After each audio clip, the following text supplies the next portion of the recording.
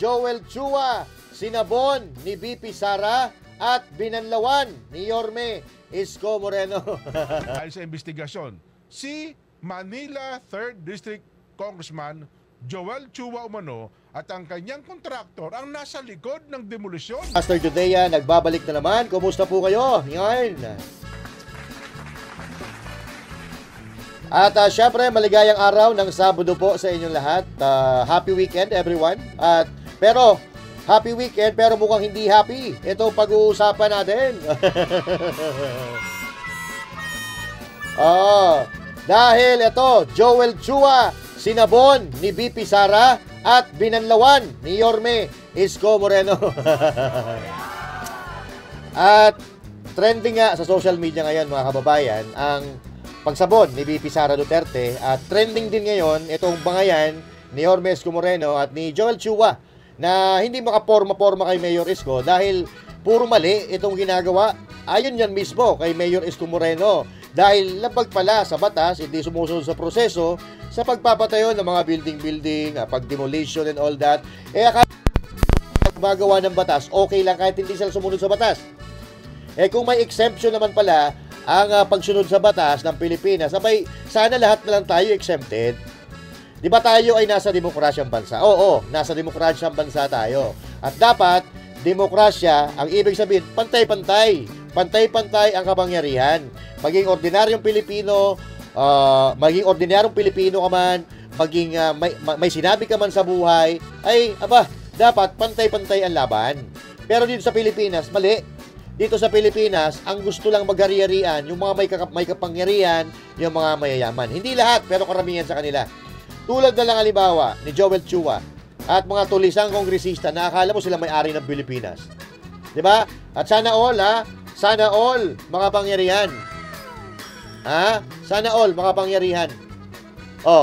So pag-uusapan po natin 'yan, mga kababayan, pagkatapos lang neto. Banateros ay hindi magigiba. Banateros ay hindi nag-iisa. Banateros ay kami walang iba. Banateros hanggang sa huli naming hininga. Yan ang banateros, walang inuurungan. Pag tama palakpakan, pag mali ay babanatan. Yan ang banateros, boses ng ordinaryo Pilipino. Banateros ay walang makakaawan. At syempre, magandang araw Luzon, Visayas, Mindanao at sa mga kababayan nating OFW, mga immigrants sa iba't ibang panig ng mundo. Magandang araw po sa inyo lahat. Yan. At syempre, bago tayo magsimula, huwag kakalimutan mag-like, mag-share at mag-subscribe para lahat tayo masaya. Yan. Okay? So, ito, pisa na po natin mga kababayan. Alam nyo, noon, ang pangarap ko lang maging DJ. Maging DJ sa FM station. So, hindi nangyari yon dahil hindi ako doon dinala ng Diyos di ba? Pero marunong talaga yung Diyos kasi kahit dati gusto ko maging DJ, ngayon hindi lang DJ, partner, vlogger pa tayo, no? At isa pa, anchor pa tayo ng SMNI. Ganun kabuti si Lord. Kailangan mo lang talaga magtiyaga, kailangan mo maghintay. Pero ngayon, mga kababayan, napag-isip-isip ko na masyado palang maliit yung pangarap ko, kakapiranggot yung pangarap ko. Dahil sa mga nangyayari ngayon, mga kababayan, gusto ko na lang maging congressman. Di ba? So, kayo ba? Kayo ba ay gusto nyo maging congressman o gusto nyo maging contractor? Sa akin okay lang, contractor or congressman. Kasi grabe, ang bilis po ng pagyaman ng mga congressman. Noong pumasok sila, tumakbo sila para maging congressman, ang suot nila Seiko 5. Seiko 5. Pero after ng termino, ng pagiging congressman, Rolex na. Rolex na, mga kababayan, ang suot-suot ng mga lintian. Hindi lang isa, hindi lang dalawa, kundi baka buong collection pa ng Rolex. Meron sila magagarang sasakyan, mamahaling mga damit. Yun po ang nangyayari sa bansang Pilipinas. Kaya gusto ko maging congressman. Pero, siyempre, yung pangarap na yan, biro lang yan. Mas gugustuhin pa natin na maging mahirap kaysa maging magnanakaw. Yan. Pero ha, hindi ko po nilalahat ha, hindi ko po nilalahat lahat ng mga congressman. Kasi sigurado ako marami pa rin mga natitira na matitinong congressman na nag-aantay lang na may maging makakampi sila para maitama yung kamalian. So, pag-usapan po natin ngayon ang isang congressman. Ito yung isa sa mortal na kaaway ngayon ni Yorme Isko Moreno dyan sa Maynila, na kaaway din ng mga Duterte at pinag-iinitan talaga, pati si VP Sara Duterte pinag-iinitan din ito, no? So para maintindihan natin ang usapan, gusto ko muna ipanood sa inyo para dito tayo magsimula ng ating usapan. Ito ang gawin nating pasimula. Ito. Sige. Iniutos daw po ni Yorme Yun. ang lockdown at pagkumpiska sa heavy equipment na ginamit sa hindi autorisadong demolusyon at konstruksyon sa isang bakanting lote sa Alvarez Street, Santa Cruz, Maynila. Sa dating bakanting lote, nakatayo daw po ang Rasak Covered Court at isang satellite office ng Manila City Hall. Ayon sa investigasyon, si Manila 3rd District Congressman Joel Chua Umano at ang kanyang kontraktor ang nasa likod ng demolusyon ng court at ng naturang opisina at magpapatayo daw po ng bagong gusali. Nako. Sinabi ho naman ni City Engineer Armand Andres na parehong walang kaukulang permit ang demolition at construction project mula po sa lokal na pamahalaan. Nako. Isiniwalat pa na naapektuhan ng demolition ng mga Senior Citizens Office na isang extension ng Barangay Hall kasamang isang daycare center. Nako. Yun nga, nagagalit siya, no? Sabi niya, ano pa palagay niyo sa akin? Hindi na ba ako matutulog para sa mga taong ito? Oh. So sino nga ba naman ang hindi magagalit dyan mga kababayan na ginagawa kang tau-tauhan? Mayor ka ng isang syudad tapos yung isang congressman kung ano-ano pinagagawa hindi nagpapaalam. So yan po ang istorya po dyan. Itong si Joel Chua, mahilig talaga siya magbida-bida, mag-ari-harian. Kasi malakas ata sinasandalan eh. Hindi po marunong magpaalam. So sa sobrang lakas ng kanyang sinasandalan, gagawin na lang niya kung anong gusto niyang gawin. Ayaw kumuha ng permit, binabypass ang pamahalang lungsod na Maynila. Maraming pera eh. Maraming pera, panay ang paggawa na kung ano-ano, nauuwi lang naman sa gibaan. 'Di ba? Nauuwi sa gibaan kasi nga yung proseso mali. Permit pa lang, wala na eh. Kung ikaw ay lingkod bayan, dapat ikaw ang magiging panalaminan o magiging ehemplo ng iyong mamamayan. Kung mismong pagkuha ng permit, hindi mo ginagawa, anong klaseng leader ka? 'Di ba? So, tapos ang sasabihin mo, hindi ka namumulitika. 'Di ba? Hindi ka namumulitika pero binabypass mo yung mayor, yung pamahalang lungsod ng Maynila. Eh sino magagalit? Kahit ako, ha? Ako ang caretaker, no? Ako ang caretaker ng isang, sabihin na natin, isang bahay. Ako ang caretaker. Tapos, may biglang na pumasok, ha, na tao at bigla-bigla na lang maghuhukay ng kung ano-ano, magbigla-bigla na lang magpapatayo ng bahay. Ano mararamdaman ko? Siyempre, magagalit ako. Kasi ako yung caretaker eh. Ako yung caretaker, di ka nagpapaalam sa akin at hindi ka nagpapaalam sa may-ari. O sino may-ari? Ang may-ari po ng lugar, ng lahat ng lugar ng Pilipinas, mga Pilipino, taong bayan, hindi congressman. So panoorin natin kung gaano kagarapal si Chua. Kayo na po ang humusga kung tama o mali si Yorme Isko. Wala na talagang gobyerno, kanya-kanya na lang. Kami ng mga congressman yun. Asan ang permission nito? Unang-una, property ng Manila yan. Nasaan yung property namin? Yung mga bakal. Ang laki-laki niyan eh. Pag ginahawa yan na nagagamit ng tao rito. Lahat. Ginamit ko pa yan ng pandemic eh. Diyan ko nilagay yung mga pulubi sa kalye. Sa buong buwan ng pandemic.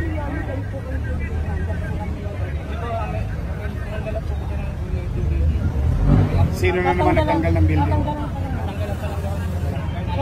Si Randy. Oy, Randy! Kanina po kami napunta sa baba, magaling ng building. Sa kasaraling tanggal nga. Randy. Ito, diretsa. May permit sa ito, wala. Wala, ha? Ito tatanggalin yung kuryente ng daycare. Walang permit. Huwag niyo tatanggalin yung kuryente ng daycare. At kayo, manatili kayo dyan hanggat walang pasya ang pamahalaang lungsod ng Maynila. Hindi congressman. Bakit? Property yan ng Maynila. Hindi yan property ng Kongreso. Pero Yorme, ang sakit po sa amin, papatayan ako ng kuryente. Hindi po, Nay. Bakit? Ito ang city electrician. Hindi pwedeng sabi-sabi lang. Katulad yung sinasabi ni Chairman. Huwag kayong umalis doon hanggat hindi sinasabi ng pamahalaang lungsod ng Maynila. Kasi property yan ng lungsod ng Maynila, hindi ng Congressman Chua. Naku! Chua! Chua-riwariwap! Kaya nagkakagulo gobyerno. Ang hilig-hilig makialam ng congressman. Pakialam meron kasi. Kaya, tignan ninyo, property namin yan. Ginagamit ng taong bayan yan. I know. Maginahawa na nagagamit ng tao yan dati pa eh. I will investigate this. Nako. But for the meantime, manatili kayo sa digger ninyo. Patong-patong na yan, Sabihin Chua. ninyo na yung mga magulang. Wala mo na. Ulitin ko po. Namin makapagpapakita sa inyo dyan. Pamahalang. Ganun lang po kasimple, Chairman. Wala nang iba. Yorme! No. We have to clear it. Kasi bodega na po yan. Tingnan niyo po. Ikaw, Chairman. I mean, may edad naman na kayo. Barangay Hall din. See? Sasabi. Barangay Hall na naman ay tatayo. Kaya lang kasi, kailangan namin clear. Kasi tatayuan ko kayo ng malaking library. Yo! May library kayo eh. Bulok-bulok na kasi yun. Oo, isa kami tao. Kaya gusto ko maging library siya ulit. Pero mas malaking library. Okay? Bumalik kayo sa deck. Saka huwag kayo nagpapaniwala kung kanino. Yan! Ang kailangan kausap ninyo, pamahalaan ng lungsod. Yun! Biglang papasok ang kontraktor. Hanapan nyo yung chairman kayo. Hanapan mo ng permit sa City Hall. Hanapan nyo ng building permit. May clearance ka ba? Wala naman abiso. Hindi po nag-abiso. Unang-una, pwede namin sila kasuhan ng theft. Bakit? Yung building dyan, yung bakal, property ng Maynila yun. Nako. O ngayon, nasaan ngayon yun? Wala na po. Sino nagpakilo? Ayun. Wala na. Yan dapat ang iniimbestiga ni Chua. Hindi kaya sinasabi ko eh. Abusado kasi silang lahat. Napamura si Yorme ko eh, di ba? O si Yorme pa lang yan. Mamaya papakita ko sa inyo kung paano rin siya sinabon at ipinahiya ni BP Sara. So mga kapatid, ganito dapat yung naglilingkod sa bayan. Matapang. Ha? Hindi magnanakaw. Okay? Hindi nagpapasindak sa congressman. Ha? I salute you, Mayor Isko Moreno. Oo, salute. Oo. Sana ito na lang naging presidente ng Pilipinas eh. Baka maayos pa Pilipinas ngayon. At ito bukod sa tama si Yorme, maganda yung plano niya sa kanyang mga nasasakupan. Kung ano yung kailangan, yun dapat ang tinatayo. Hindi yung kung saan ka kikita, yun ay papatayo. 'Di ba? Hindi kayong mga Manileño, hindi kayo nagkamali na piliin si Mayor Isko Moreno. Mga abusado sa kapangyarihan, akala mo kung sino? Akala mo sila may-ari ng Pilipinas? Ha? Tingnan yung flood control project. Puro congressman po yung mga kawatan doon. Puro congressman. Correct me if I'm wrong kasi ang sabi, sa pagkakatanda ko sabi ni Senator Lacson, 60 plus na kongresista. 60 plus na kongresista o congressman ang nakakuha ng proyekto mula 22. At sila din yung contractor. So as you can see, 60 plus na congressman. At ang kabuuan ng mga kongresista ay mahigit 300. Kaya nga lagi nating sinasabi na hindi lahat ng congressman mga kawatan. Pero yung 60 plus na yan na congressman, tingnan nyo kung gaano kalaking pinsala ang ginawa niyan sa ating bayan. Kung gaano kalaking pera ang nakawat dahil sa 60 na congressman na yan. So, ubusan ka ba ng bayan, di ba? Pero wala tayong nakita kung saan napunta. Wala tayong nakitang napuntahan. Halos lahat ng perang inilaan diyan sa mga proyekto na yan, sa bulsa nila matatagpuan. At ngayon, nagkakanya-kanya na po sila ng turuan. Hindi malaman kung kanino, sino kanilang pagbibintangan. Wala silang pwedeng pagbintangan, kaya gumagawa na naman sila ng cover up. Ha? Gumagawa na naman sila ng cover up. Magkakanulo na naman sila ng Pilipino para matakasan ng kanilang pagkakasala sa taong bayan. So ayaw ko na sana pag-usapan ito, mga kababayan, kaso kailangan. Ipinipilit po nila. So, don't be fooled by the leftist narratives. Don't be fooled by anti-Duterte. May mga sumusubok rin kasi. May mga sumusubok pa na, ulit, ngayon, na i-divert po ang issue ng korupsyon sa pamamagitan ng pag-iingay nila at ginagamit na naman nila si Pastor Kibuloy. Huwag po tayo magpapaloko kasi narinig naman po natin na wala pong natatanggap na request ng DOJ, wala natatanggap na request ng DFA about extradition kay Pastor Apollo si Kibuloy. Ha? So, DOJ na mismo ang nagsalita, wala sila natatanggap. Huwag tayo magpapaloko, mga kababayan. Unang-una, hindi po pwede na ibigay sa custody ng Amerika ang isang Pilipino na may kinakaharap na kaso sa sarili niyang bansa. Bawal po sa batas yun. So, pangalawa, sumuko po si Pastor dahil ayaw niyang may nasasaktan. Ayaw niyang may masaktan pa. At bukod doon, sa aking pagkakaalam, at yun din naman talaga usap-usapan, may kasunduan ang kampo ni Pastor at ang ISAF kung saan siya sumuko. Ha? ISAF, mga kababayan, mga sundalo, hindi siya ibibigay sa Amerika. Yun po ang kasunduan. At yun din ang rason kung bakit sumuko si Pastor Apollo si Kibuloy sa pag-asa na hindi siya mapupunta sa kamay ng Amerika. At kung bibigyan nila si Pastor, kung ibibigay nila si Pastor sa Amerika, magkakaroon ng trust issue dito. Magkakaroon ng trust issue, mawawalan ng dangal ang ISAF kung hindi sila susunod sa kasunduan. So, malamang sa alamang, hindi yun gagawin ng ISAF. Ang gagawa nyon, gobyerno ng Pilipinas, at kung sinong anti-Duterte na alam naman natin nakaalyado ni Pastor Apollo Kibuloy. Alam natin nakaalyado si Pastor Apollo Kibuloy ni Duterte. Alam natin na kung paano tinulungan din ni Pastor Apollo Kibuloy si Bongbong Marcos. So, ibig sabihin, may tira si Pastor Kibuloy. May halaga si Pastor Apollo Kibuloy sa mga politiko. Kaya nga gusto nilang walisin lahat eh. Gusto nilang walisin lahat ng haharang sa kanilang mga dadaanan. BP Sara Duterte, President Duterte, Pastor Apollo si Kibuloy, gusto nilang walisin. Pero hindi po mangyayari yun dahil may kasunduan po ang ISAF, Pastor Kibuloy, at ang pamahalaan. Kung gagawin nila, kung hindi nila susundin or lalabagin nila yung kasunduan na yan, para sila naglalaro ng apoy niyan. Subukan nila. 'Di ba? Hindi tayo nananakot, pero bawal po kasi 'yun. Ang makakalaban nila doon kung ipipilit nilang ibigay si Pastor Apollo si Kibuloy sa Amerika, yung mga sundalo. Kasi yung mga sundalo, alam natin na may isang salita ang mga sundalo, may paninindigan. Pilit lang talagang pinapaingay nitong mga diputres ang issue para matabunan yung tunay na issue.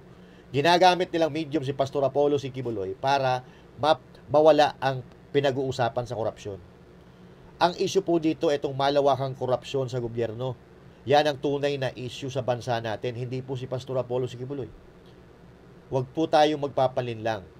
So, napapansin nyo ba na itong mga makakaliwa, itong mga anti-Duterte, o itong mga walang kwenta, tahimik sila sa usapang flood control project eh. Hindi sila nakikialam, hindi sila nagsasalita. Pero, kapag Duterte ang may issue, kahit kasinungalingan, kahit gawa-gawa ng mga issue, sinasakyan nila. Pero bakit dito sa bilyong-bilyong nawawala sa pera ng taong bayan, bakit di sila nagsasalita?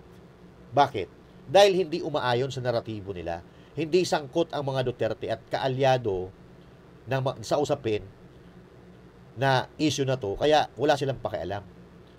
Kaya kung ako sa inyo, huwag nyo napapansinin yung issue kay Pastor Apollo si Kibuloy. Dahil yan, panlilinlang lang yan, mga kababayan, pagtatakip lang sa tunay na kalagayan at issue ng ating bansa. Pag may nakita kayong mga post tungkol yan, pabayaan nyo lang, palagpasin nyo, at huwag nyo nang isi-share. Pag sinyer nyo kasi yan, kumakalat pa eh. Huwag nyo nang isi-share kasi lahat naman yan, panlilinlang lang. Lahat yan, mga tanim, mga gawa-gawang kwento, gawa-gawang kaso. Kasi nga ngayon hindi pa nahatulan si Pastor Apollo Kibuloy kasi wala man silang ebidensya. Ayaw lang talaga nila na nasa labas yung mga kalaban nila, kaya pinapakulong nila. Itong si Chua, isa ito sa mga dahilan kung bakit sinasapit ng mga Duterte, sinasapit ni Pastor Kibuloy ang sitwasyon nila ngayon. Tandaan natin yan, mga kababayan. Isa siya sa Tricom, Quadcom, kung anong Comcom, pero Camcam pala ang mga alam na itong mga deputres na to. So balik tayo kay Chua. Sumagot siya kay Yorme para sa tingin ko dito, nanghingi ng simpatya doon sa mga tao na maluloko niya. So ito, panoorin natin. Ang tanong ko po sa kanya, bakit hindi po yung DPWH ang kanyang sitahin? Hoy, sinita na. Wala kang alam. Sinita na ni Yorme ang DPWH, 'di ba? Ang gusto nga niya mangyari ibigay sa local government unit, 'di ba? Yung pamamahala sa mga flood control project. Sinita, 'di ba? Yung mga hindi gumagana diyan, sinita ni Yorme. So ano sinasabi mo? Sa sinasabi po niya mga requirement. Oh. Ang trabaho namin po bilang congressman ay mag-propose lamang. Kami po ay kung mapagbibigyan, salamat. Kung hindi po, Mag-propose. Tayo na ka. Nagpo-propose ka lang pala eh. Bakit yung pangalan mo nakabalandra doon sa mga building na pinagagagawa mo? Bakit nakabalandra pangalan mo? Huwag mo sabihin hindi ikaw ang naglagay. Di ba? Kung hindi ka talaga trapo, pag nakita mo yun, papatanggal mo. The fact na nilagay nila yun, tuwan-tuwa ka rin. Bakit? Kasi na-announce yung pangalan mo. Sa tuwing dumadaan na tao, makikita doon yung pangalan mo. Huwag mo kami pinaglululoko. kami pagbibigyan, wala po tayong magagawa. Pasikat lamang ito eh. Di ba? Pasikat, si Mayor, si Yorme Isko Moreno, sa pagkakaalam namin, ginagawa niyo yung trabaho niya para mapabuti ang mga Manilenyo. Yung unang pagkakaalam namin ha. O ikaw, ang ginagawa mo, nagtatayo ka ng building, hinarangan mo yung hangin na pumapasok sa eskwelahan, hinarangan mo yung bangketa, yun ang ginawa mo. Oo. Kaya nga pinatanggal ni Mayor Isko eh. Kung matino pagkakagawa mo doon, di sana pinigilan mo. O tama proseso na ginawa ko diyan. Mali ang ginagawa mo, Mayor Isko, dapat pinigilan mo. Ba't di mo pinigilan? Ayun, giba-giba na. Kasi nga, hindi ka tumunod sa damang proseso. Naghahanap lang ng content sa kanyang vlog. Hindi pa tapos sa kanyang eleksyon. Hanggang ngayon, Oy, wag mong baliktarin. Oo. Hindi pa tapos sa kanya eleksyon. may hangover pa to sa eleksyon. Hindi mo Eleksyon. Ang kupal ka. maintindihan. Alam po ninyo, this is not about Isko Moreno or Joel Chua. Oh. This is about the City of Manila and the people of City of Manila. Ay, wow! What the fuck? Oh, the people of City of Manila pala ha. Bakit yung 3 taon na pinamunuan nyo kasama yung mayor nyo dyan? Bakit ginawa nyong basurahan ang Maynila? Oh, kung talagang para kayo sa Maynila, maganda yung ginagawa ni Yorme, malinis lagi ang Maynila, dapat ipinagpatuloy nyo. Kung mahal nyo ang mga Manilenyo, hindi nyo gagawing basurahan ng Maynila dahil alam nyo na ang basura nagtataglay po yan ng iba't ibang karamdaman, iba't ibang sakit dahil basura nga eh. So ibig sabihin nun, wala. Sunog na naman yung sinasabi mong para sa Manilenyo. Dahil nung maraming basura dyan, wala kayong pakialam, pinababayaan nyo na lumublob yung mga Manilenyo doon sa baha kasama yung mga basura. Dapat po kami, ang local government at ang national government ay nagtutulungan para nag-iisip po ng mga makabuluhang proyekto. Tama yon sinasabi mo, pero iba yung ginagawa mo. Biruin mo, pagkuha nga ng permit, di mo magawa eh. Di ba? Na pinakaunang proseso yon sa paggawa mo, pagpapatayo mo ng estruktura sa isang lugar. Kukuha ka muna ng building permit, yun ang pinakaunang gagawin mo. Tapos ikaw, magde-demolition ka, walang demolition permit. Ano ka? Siga? Wala po siyang ginawa kung hindi gibain yung mga ginagawa po namin. Malamang sa alaman, kasi yung mga ginagawa nyo, abala. What the fuck? Mga programa naman, ang makikinabang naman, mga taong bayan. Taong bayan naman ang kikinabang. Wow! Thank you, Kaya po nung giniba niyang barangay hall. Ako po'y matagal na nananahimik. Pero alam po ninyo. Buti naman nagsalita ka. Umikot po kayo sa Maynila. 90% ng barangay hall nasa kalye. Ngayon, kung sinasabi po niya na ito po ay illegal, di dapat lahat po yan, gibain niya. Hindi yung pinipili lang niya yung sa akin at saka kay Congressman Valeriano. Pumunta po kayo sa Abad Santos. Mayroon po diyang police station. Mga pulis. Mga pulis, binibira kayo. Na nasa kalye rin. Di dapat di sana pinicturean mo, pinakita mo sa amin para maniwala kami. Ibain din po niya yun kung talagang seryoso siya.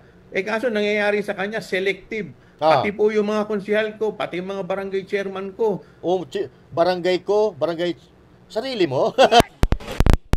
Sarili mo? Wow Ikaw na pala may-ari ng mga konsihal at mga kapitan. Wow iba ka rin. Ginigipit po niya. Masyado po siyang bullying mayor. No, hindi. Ito, kung hindi to po... Mabubuli ka kapag palpa ka. Pababubuli ka pagka mali ka. Di ba? Dapat ganyan talaga ang mayor. Dapat yung mayor matapang, hindi nagpapasinda kahit sa'yo. Politika, bakit pinipili lang niya yung gigibain niya Oh. at piniperwisyo niya? Bakit puro mga kalaban lang niya ang ginigiba niya? Sinasabi mo lang yan, syempre. Kami po, nanalo po kami. Bakit? Pag ikaw po ay nanalo, ako po kasi naniniwala na ako po ay representante, hindi lang ng mga bumoto sa akin.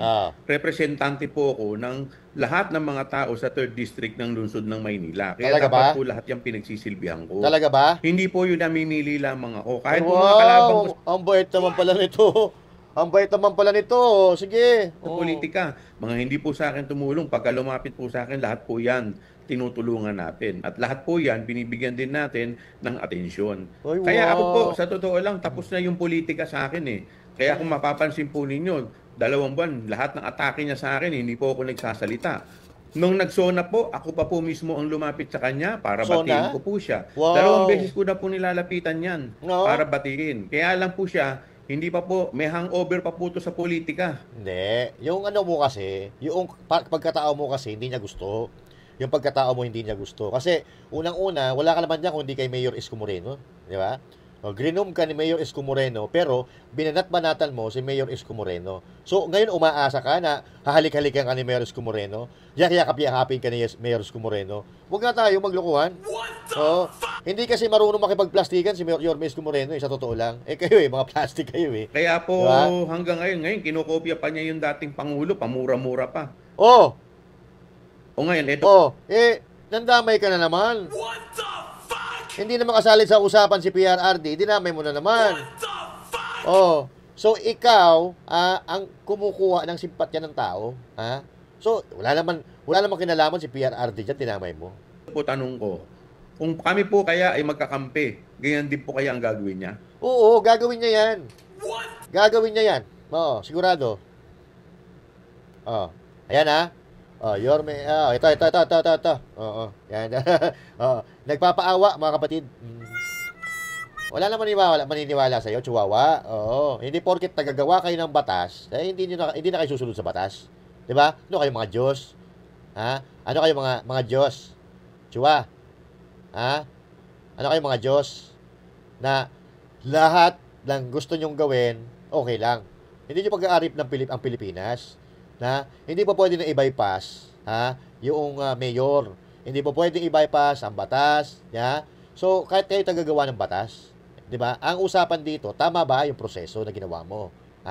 Sumunod ka ba sa tamang proseso? Hindi pa pwedeng i-bypass mo si mayor.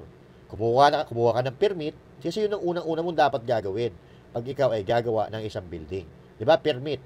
Kung hindi ka kumuha ng permit, kung hindi ka kumuha ng permit para itayo ang isang struktura, hindi ka sumunod. Hindi ka sumunod sa batas, hindi ka sumunod sa proseso. Tapos ngayon, may gana ka pang magsalita na may wala kang kasalanan. Wow. What the fuck? Huwag na tayo magbulahan, boss. Diba? So, ang lilinis ang lilinis nila. Makita mo nga dyan sa comment ng mga post na nandun ang mukha mo Sana magbasa-basa ka rin. Diba? Samantalang, noong kayo, namuno sa Maynila, sinabi ko na kanina, dugyot ang Maynila. Tapos ngayon, mali pa si Mayor Isko Moreno na isinasaayos ang kalinisan, kaligtasan, welfare ng mga Manilenyo. So, kayo ang nagmahal sa Maynila, pag bumabaha, kasama mga basura ng mga Manilenyo. Diba? Ang ginagawa mo, Chua, ito real talk tayo. Kumukuha ka ng simpatya sa mga tao na mapapaniwala mo. Paano kami maniniwala sa'yo? Kung alam namin na mali-mali ang ginagawa mo. Tsaka, unang-una, hindi tama ginagawa mo Wala kang maluloko, di ba? Wala nang maniniwalang matinong tao sa'yo. Kasi alam mo bakit? Eto, baka sakaling maintindihan mo kasi kung saan nang gagaling ang damdamin ng mga Pilipino. Pati ni Mayor Isko Moreno. Kasi unang-una, hindi mo kasi tama talaga, hindi mo alam ginagawa mo So, panoorin natin to. Po kaya ang gagawin niya? Pakinggan mo. Baka sakali na magbago isip mo. Ngayon, I challenge Congressman Joel Chua to investigate himself. Sinabi ko na sa inyo may gobyerno sa lungsod ng Manila and it is called City Government of Manila, not City Congress of Manila. Sa totoo lang. O ngayon, pina-arresto ko lahat yung mga tao doon at kinukumpiska namin yung mga gamit.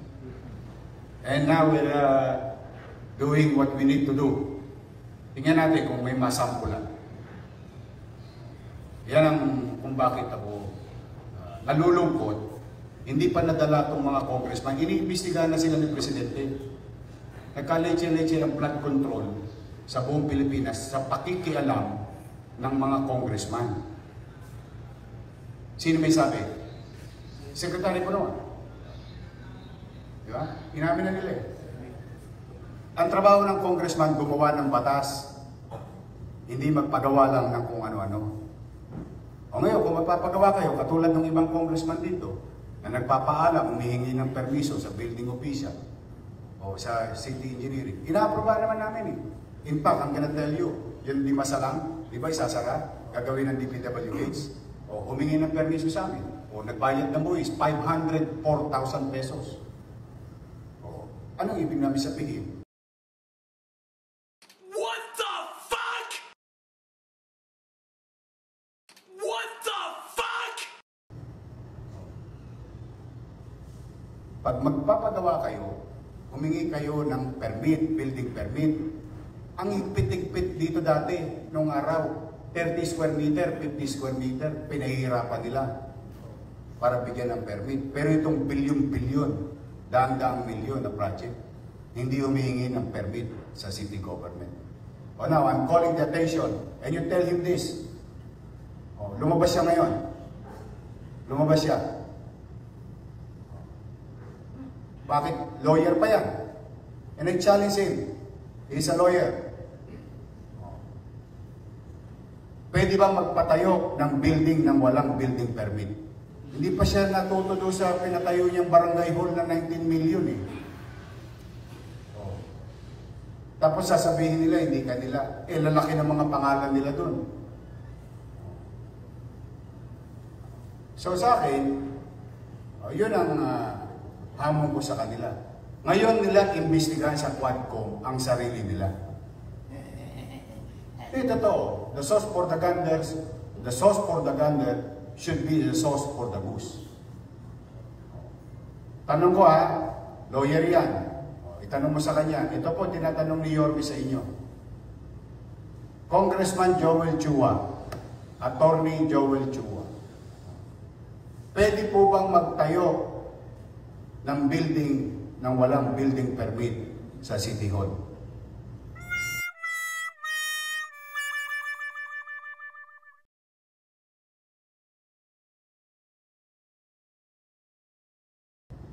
And he's a lawyer. I am no lawyer. I may be wrong. Tapos nadurog. Tapos na-disenfranchise yung mga mamamayan namin. Mayor ba siya?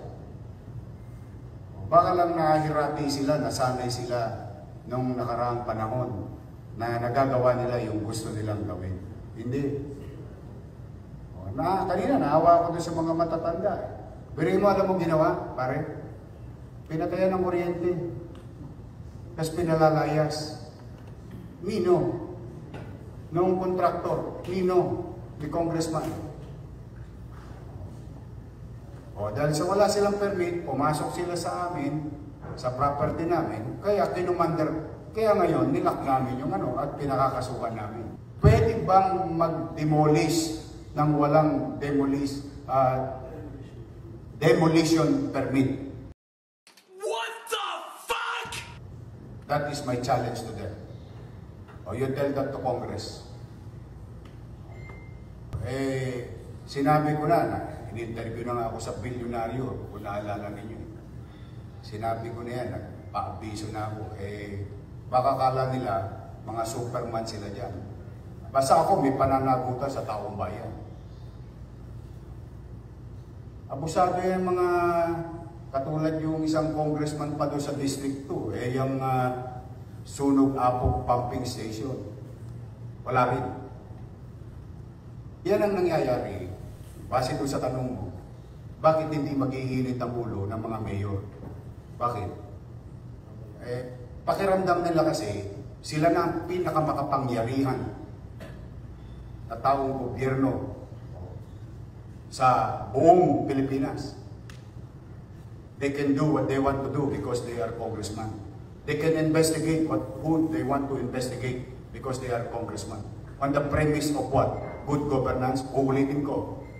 Good governance. O sige. Pwede ba mag-demolish ng building ng gobyerno nang walang demolition permit? Pwede ba mag-construct vertically, horizontally, nang walang building permit? He's a lawyer, and I challenge him directly. Sabihin niya ngayon kung alin ang tama at mali. Baka mas magaling siya sa akin kasi lawyer siya. Yan ang ano ko. Kaya ako talaga, basta ako, proteksyonan ko ang karapatan ng mga taga-Maynila because that is my obligation. Now, kung hindi sila hihinto sa pang-aabuso nila sa kanilang kapangyarihan, papapanagutin ko sila. Hindi ako, wala akong, no hard loss ako sa kanila. Sa totoo lang. May gobyerno na sa lungsod ng Maynila. Ngayon? Anong araw baka nagagawa nila na bubola-bola nila yung mayor. Isa lang po ang gobyerno sa Maynila. Ang pangalan, City Government of Manila. Headed by Local Chief Executive. Yun. Tapos, ang usapan. Ayun po ang tugong ko dyan. Kaya ganyan ang damdamin ko. Okay na po, boss. Thank you guys. Okay. Thank you. Thank you. Ayos. O, ayan, Chua. Narinig mo? Naintindihan mo? Ha? So, alam mo ba na mali ka? Bakit hindi mo pa alam? Di ba? Hindi po pwedeng kung ano gusto mo, yun ang tama. Di ba? Dahil kapag ganon, may tama ka. Ha?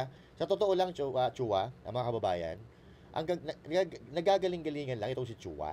Hindi naman talaga matalino yan eh. Si Yorme na nga nagsabi, lawyer pa yan. Ha? Sumusunod lang naman yan sa utos na amo niya siguro. Ha? Na si Tamba. So, wala siyang alam, hindi talaga niya alam kung ano ginagawa niya. Oh, di ba kung matatandaan nyo? Ito, yung sinabi ko kanina ng video. Ipinahiya yan. Sinabun yan ni VP Sara Duterte kasi hindi niya alam kung ano ginagawa niya. So, eto na po yun. Panoorin po natin. Mr. Chair, the position of Undersecretary and Assistant Secretaries and other appointed positions are positions of trust and confidence by the appointing authority.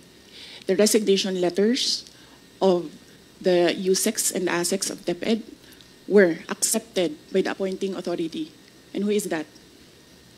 Mr. Chair. The President of the Republic of the Philippines. Yes. It is not the Secretary of the Department of Education. So you ask the President of the Republic of the Philippines why he accepted the resignation of the USEX and ASEX. What is the point, Honorable Vice President? Nagtanong Sinasabi ko sa inyo, bakit nyo kine-question ang due process? Tanungin nyo ang appointing authority, bakit niya tinanggap ang resignation letter?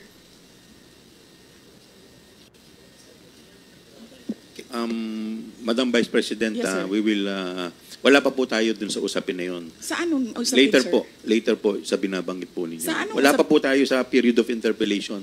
Bubuksan ko pa lamang po ang period of interpellation. Yes, sir. Nandun na kayo sa topic. Correct. Hindi po tayo nag-i-interpellation Madam ngayon. Vice President, nag-uusap po muna ang mga miyembro. Yes, so, sir. please do respect.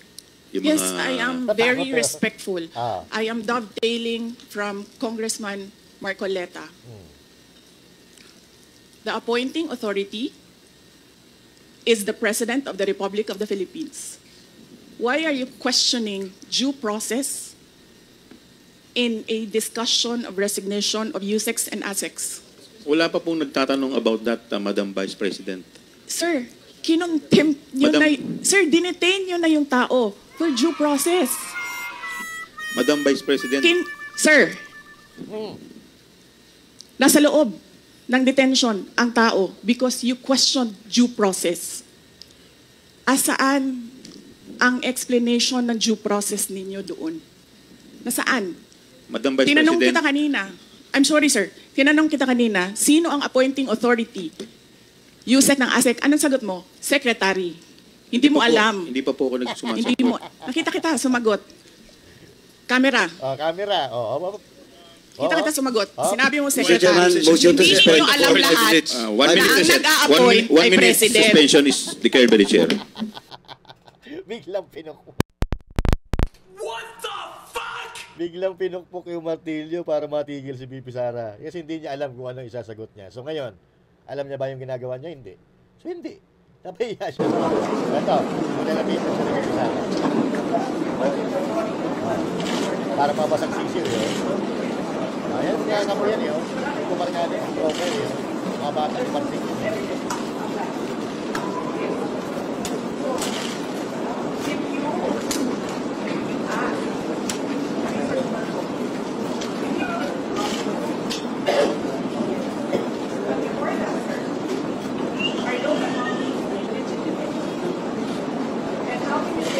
Nagtuturo pa. Ano tinuturo si Luciano? Sinayari ka sa tayan.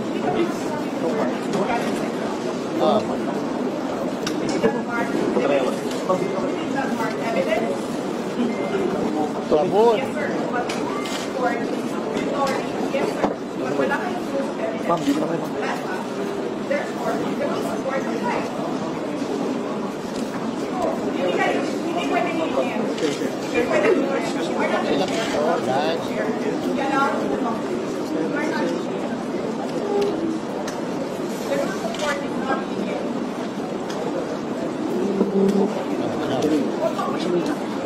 Ano? Ha? Wala. Mapasang sisig ko na kayo. BP Sara eh.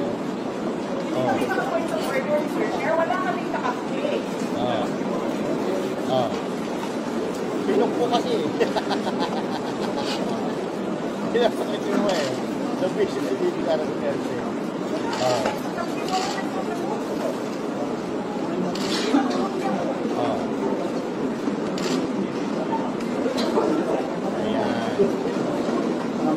Diba? So, ang ginagawa nyo, gusto na nyo ipahiya si BP Sara Duterte. Na ngayon, alam ni BP Sara Duterte kung ano yung gagawin niya, kayo napapahiya, tapos pupukpukin nyo yung martilyo habang nagpapaliwanag si BP Sara Duterte. At samantalang, wala namang ibang nagtatanong si BP Sara Duterte. Anong gagawin nyo? Mag-uusap-usap? Sana nag-uusap kayo bago kayo sumalang dyan, mga tanga. Diba? So, yan. Sabonado. Oo, mga kababayan. So, wala talagang alam si Chua.